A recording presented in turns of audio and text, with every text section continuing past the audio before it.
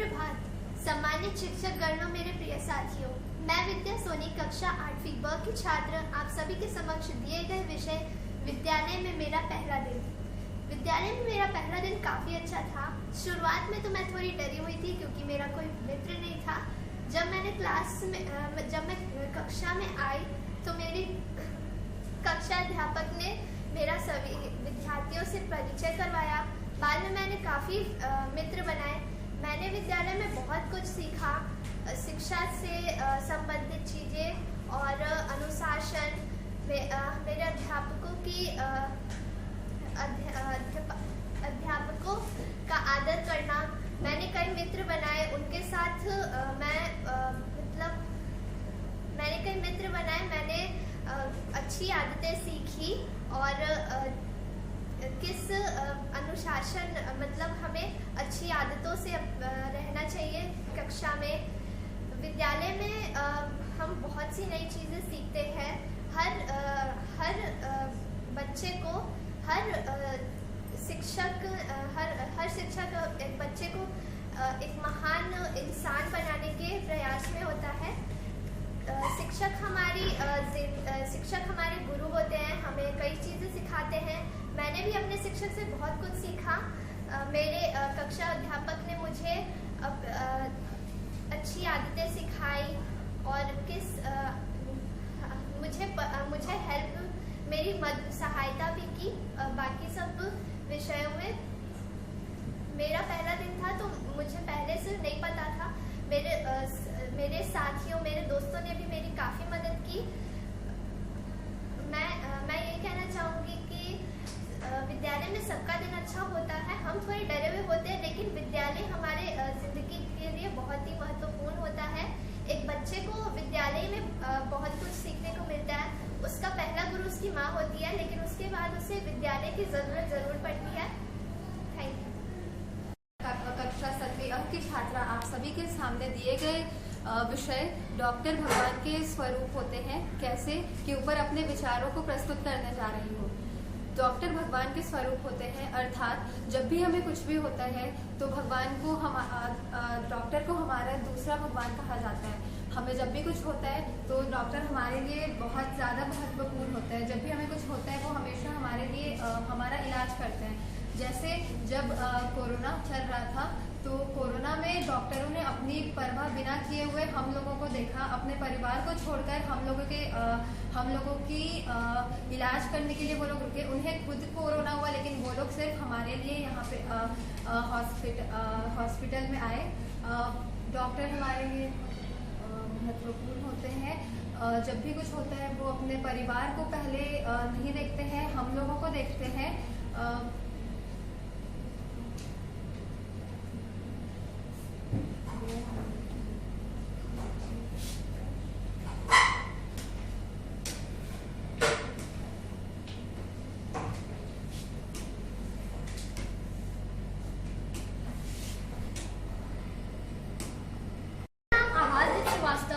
मैं कक्षा 7वीं में पढ़ता हूँ और आज मैं दिए गए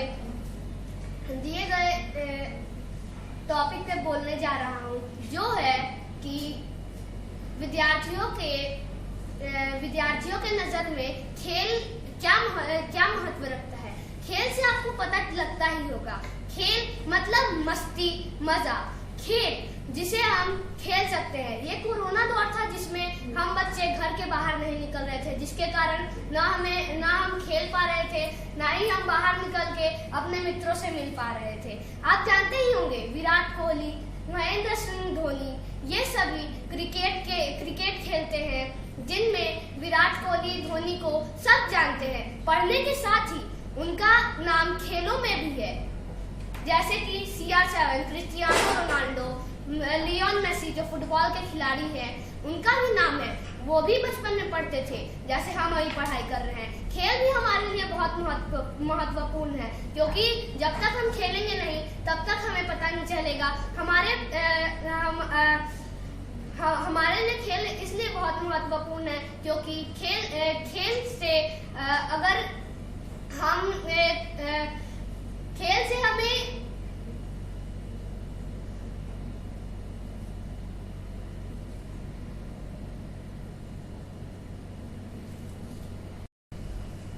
सुप्रभात आदरणीय प्रधानाचार्य महोदय, सम्मान शिक्षकगण, निरीक्षण विवेकी निर्णायकगण, मेरे प्रिय साथी। मैं आयुष तिवारी, कक्षा 8 वर्ष से मैं अध्यापक के बारे में अपना कुछ विचार रखना चाहता हूँ। पहले अध्यापक का अर्थ क्या होता है? अध्यापक मतलब बच्चे को शिक्षा देना। मैं अपने जीवन में बड़ा हुआ अध्यापक बनना चाहता हूँ, क्योंकि अध्यापक वो है जो आज भारत में इतने 70% की आबादी लोग से शिक्षा है, लेकिन 30% की आबादी से अशिक्षित है। उनको मैं शिक्षित करना चाहता हूँ। मैं सोचता हूँ कि सारे जो दुनिया में अधिकतर लोग शिक्षक ही बने, क्योंकि शिक्षा से हमारे भारत देश में शिक्षा से ही हमारे भारत देश में बहुत सारे बदलाव होंगे। जैसे शिक्षा करें तो हम लोग आविष्कार करना और सीखेंगे कि इससे कैसे करें आविष्कार। और शिक्षक वो चीज़ है जो हमारे लिए बहुत जरूरी है। शिक्षक और विद्यार्थी शुरू से शिक्षक नहीं समझेगा, विद्यार्थी शुरू से शिक्षक के बारे में नहीं समझेगा तो उसको पता कैसे चलेगा कि उसको अपने आगे के फ्यूचर के बारे में नहीं पता। शिक्षक ही बताता कि आगे बढ़ा होगा, कैसे बना, तुम किस चीज़ में बहुत तेज हो। बिना शिक्षक के जो इतने बड़े डॉक्टर, खेल कूद, अगर शिक्षक ही बताता है कि तुम किस चीज में तुम्हारी रुचि है और तुम्हें पता नहीं चलेगा किस चीज में रुचि है, कि तुम कैसे पता करोगे, तो तुम कैसे क्या बड़े होगा, क्या बनोगे।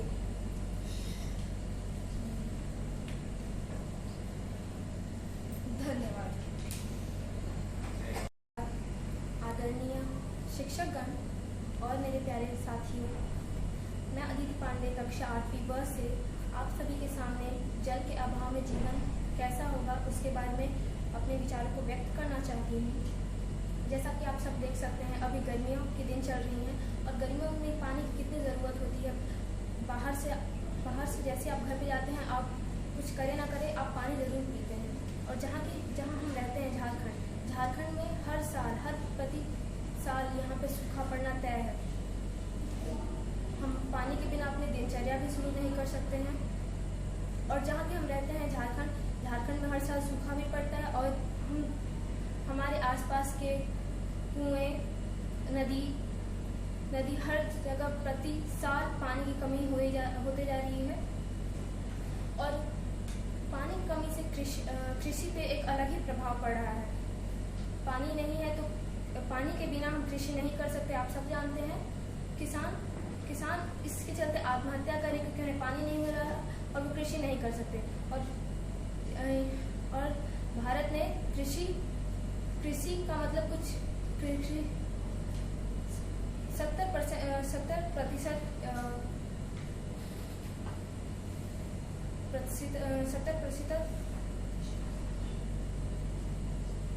व्यक्ति कृषि पर ही निर्धारित हैं।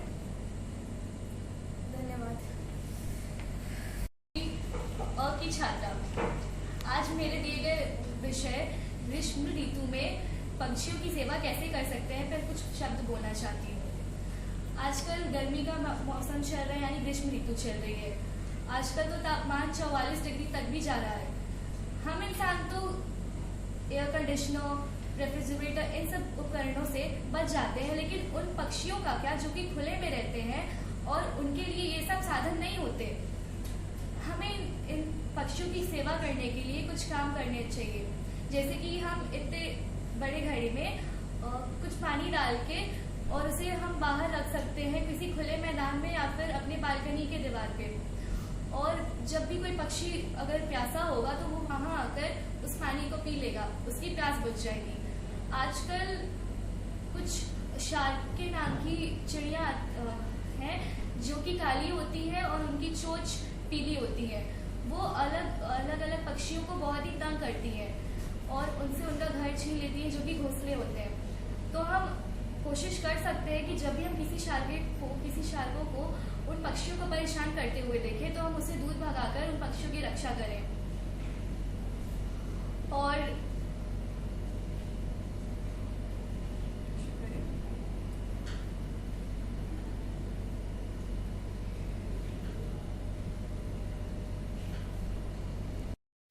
माननीय प्रधानाचार्य, आदरणीय शिक्षकगण और मेरे प्यारे साथियों, मेरा नाम आशुतोष विश्वकर्मा है और मैं कक्षा 7वीं अ का छात्र हूँ और मैं आप सभी के समक्ष दिए गए टॉपिक मेरे गांव का सुंदर दृश्य पर अपने विचार प्रकट करने जा रहा हूँ। जैसा कि हम सभी जानते हैं कि गांव में बहुत हरियाली होती है, शहरों में कितना प्रदूषण होता है, उसकी वजह से हमारे फेफड़े भी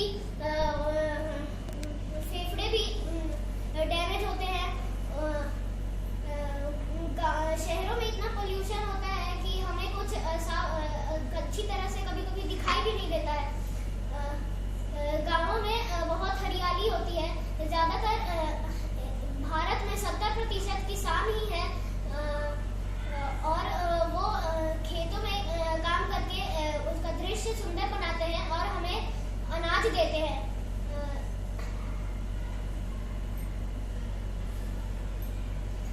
गांवों में जितनी हरियाली होती है उतने शहरों में नहीं हो सकती। गांव की हरियाली देख के पशु पक्षी भी गांवों में आते हैं, अपना बसेरा वहाँ पे करते हैं, अपना घोंसला वहाँ पे बनाते हैं।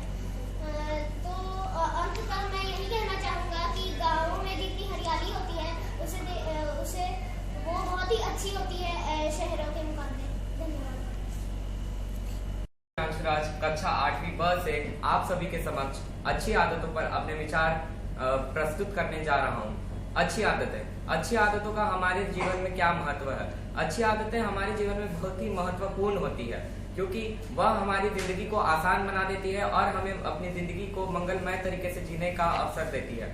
अच्छी आदतें, अगर कोई व्यक्ति अपने जीवन में अच्छी आदतों को अपना लेता है तो उसकी आधी कठिनाइयां ऐसे ही दूर हो जाती हैं। अच्छी आदतों में भी बहुत सी आदतें होती हैं, जैसे अनुशासन। कोई भी व्यक्ति अपने जीवन में अगर अनुशासन को अपना ले तो उसके लिए बड़े से बड़ा लक्ष्य प्राप्त करना भी आसान हो जाता है।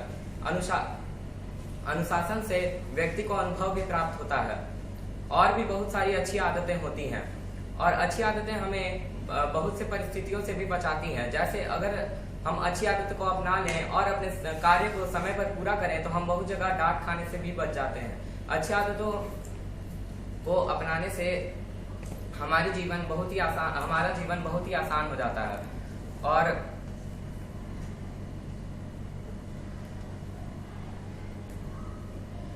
कि आप सभी लोग अपने जीवन में अच्छी आदतों को अपनाएंगे। धन्यवाद।